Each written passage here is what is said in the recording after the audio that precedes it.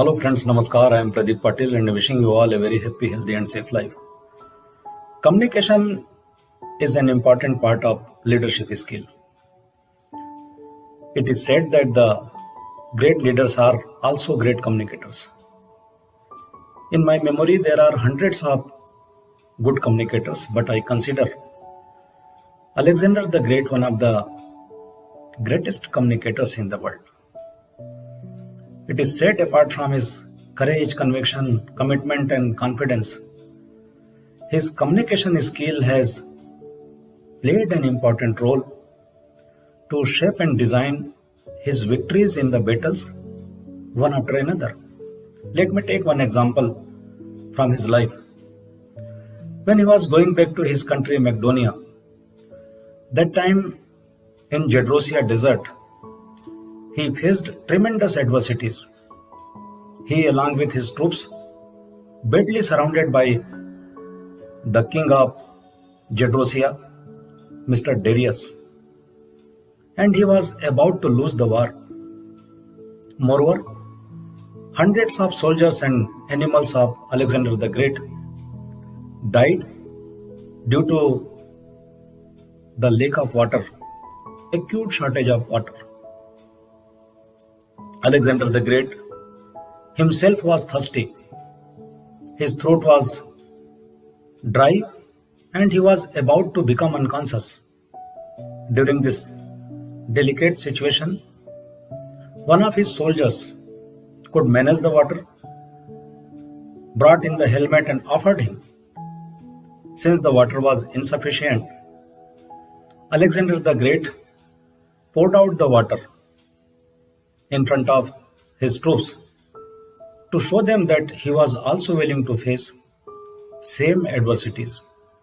He indicated that the life of each and every soldier is equally important to him. This small gesture with low respect and empathy towards soldiers played a significant role to transform them, and they changed the game completely. Alexander the Great not only overcame the challenges, adversities, but also he won the battle.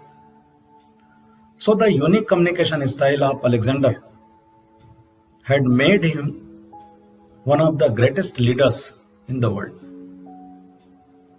Friends, though the communication is the integral part of leadership skill, yet it is no longer confined to the leaders. Rather, it has become the essential part of the success of a common man. With the help of effective communication, a person can ensure personal, professional, and organizational growth. It is an instrument which is helpful to strengthen the bonding for personal and professional relationships. At the simplest, we can say that the communication is the way to transfer the information from one place to another with the mode of verbal, non-verbal, written and visual modes. There are 4 types of hurdles in effective communication. Let us see one by one. First, lack of clarity. Whether it is intentional or unintentional attempt, if it leads the lack of clarity, then our communication will be very poor. You must have heard the famous phrase of Yudhishthir in Mahabharata, Ashwathama hato narova kunjarova. Ashwathama died, but it is not certain whether he was an elephant or the son of Dronachari, due to which the confusion was created and Dronacharya was killed by Drishtadumna. Number 2, ego. You must have observed that during the course of debate and discussions, many persons caught under the trap of anger and ego and use foul words and quote misinformations. And when the controversy arises, that time they offer their clarification by saying that it was not the meaning of their words, their sentences. Number 3, assumptions. Many a time we don't want to go to the communication in totality, and we draw the conclusion based on our assumptions, which carries the risk of communication gap, wrong interpretation, and misinformation. And number 4, different perspectives. If the cultural background and the level of understanding of a speaker as well as listeners are different, then there is a risk to create communication gap. So the seasoned speakers always take precautions to know about the cultural background and the level of understanding of the audience group so that they can create effective communication. Now let us see what are the tools to improve our communication. There are 4 key points which can be helpful to improve our communication. Number 1, that is clarity. Our communication must be simple, structured, and transparent. Then only our communication may become effective. Number 2, empathy. Empathy is nothing but the feelings towards the audience, the respect and love towards the audience. One of the greatest professors of psychology, Mr. Albert Mehrabian, had undertaken one study in California University in 1970. And according to his study,